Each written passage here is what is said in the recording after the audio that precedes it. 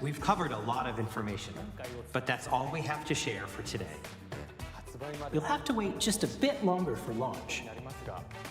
We are very much looking forward to everyone being able to experience Nintendo Switch 2. We appreciate you joining us today. Thank you very much.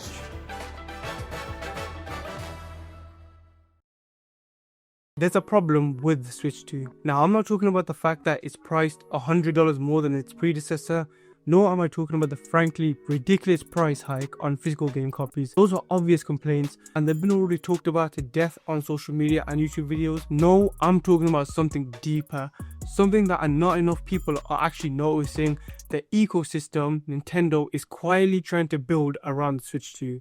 So if you don't know what I'm talking about, Nintendo recently announced the Switch 2 and they did it with some fanfare. Alongside the console, they showed off games like Mario Kart World and a bunch of shiny accessories that at first glance may seem cool, but if you look closer, there's a bigger strategy in play and it might not be as consumer friendly as you think. Let's start with the console itself.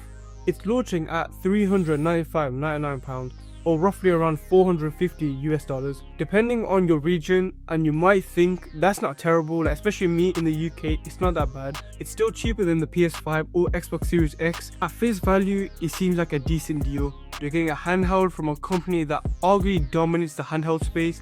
I mean, Nintendo basically owns that lane. Sony gave up, Steam Deck is niche by comparison, and the ROG Ally Edge is not good. Now this thing comes with a 1080p 120Hz display, which sounds amazing for a handheld, and it can upscale to 4K when it's docked. Now that's a massive leap from the original Switch, which struggled with 720p in handheld mode and could barely do 1080p on a good day. And yeah, there's the new dock. It's improved as it has a vent apparently. Nobody really asked for that, but sure, better cooling is always welcome. Then there's the magnetic Joy-Cons, which hopefully fix the years-long issue with drifting with broken sticks. So yeah, at first glance, this baseline price seems justified, but, and this is a big but, it's not the full story, it's not even close. Here's the thing, that relatively low entry price, that's by design.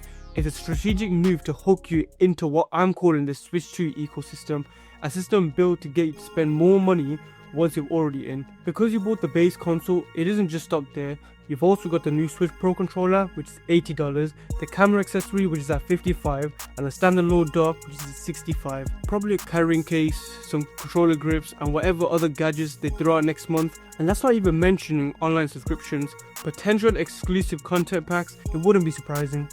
If this all sounds familiar, it should. Apple has been doing this for over a decade. You buy an iPhone, then you want some AirPods, then an Apple Watch, and then a MacBook, and suddenly your whole life is in one ecosystem. It's convenient, but expensive, and very sticky. Nintendo is taking a page from the exact same playbook. So let's talk about the games, because okay, people are not happy. Nintendo announced that games for the Switch 2 would be $80 digitally and $90 for physical copies. That's a full $10 to $20 more than what the Switch 1 games cost at launch. Now sure, games are getting more expensive to develop, I understand that, better graphics, higher production values, etc.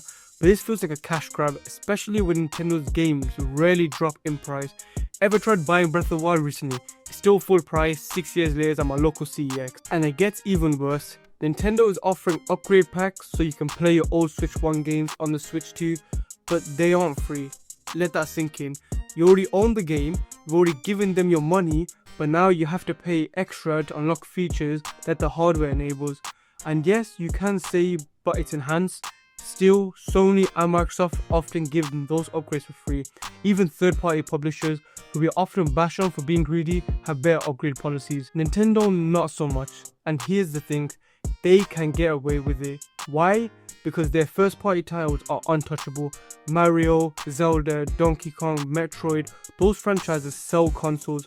People will pay these prices because they want the new Mario sequel, they want Metroid Prime 4, they want Smash Bros Ultimate Deluxe Turbo Edition DX. And honestly, I get it, it makes sense. But we need to talk about this ecosystem that I'm talking about, because it's more than just expensive accessories and overpriced games. This is about control. Nintendo is trying to create a self-contained, tightly controlled hardware plus software loop. You can buy the Switch 2, you buy the accessories, you subscribe to their online service, and you're encouraged to only buy their games. So think about how Apple has iMessage, AirDrop, and FaceTime. It creates this bubble that makes it inconvenient to leave. Nintendo wants that bubble and wants to make their own. This is not some conspiracy, it's just smart business, but it's not great for the consumer, especially if you're on a budget or just want to pick and choose your gaming experience. Now, don't get me wrong, I'm not saying the Switch 2 is a bad console. Actually, I'm really excited for it. The hardware sounds great.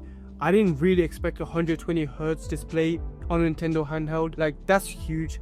The game announcements are pretty good too. We're getting Cyberpunk 2077, Elden Ring, and even Hogwarts Legacy. Now that's hardware support we didn't see on the original Switch at launch. And credit where credit is due, Nintendo is pushing the envelope in terms of making a hybrid console that competes on performance and portability. That's really rare in these days. So yeah, I'm intrigued, I'm cautiously optimistic, but I'm also skeptical because this shift towards an Apple-style ecosystem with increasing prices and more fragmentation between generations sets a dangerous precedent, not just for Nintendo, but for the industry itself. If Nintendo gets away with it, what's stopping others from following? And GTA 6 being priced at $100, which I'll still buy, by the way.